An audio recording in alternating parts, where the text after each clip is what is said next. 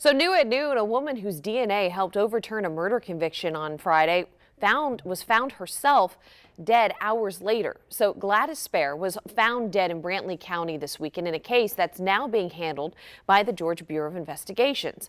On Friday, a judge granted convicted murderer Dennis Perry a new trial because of DNA evidence that was found on a key piece of evidence at the crime scene that excluded him as a suspect, but instead it linked to Gladys's son. So the judge agreed that the DNA connected Eric Spare to the 1985 murders of Harold and Thelma Swain at their church in Camden County, Georgia.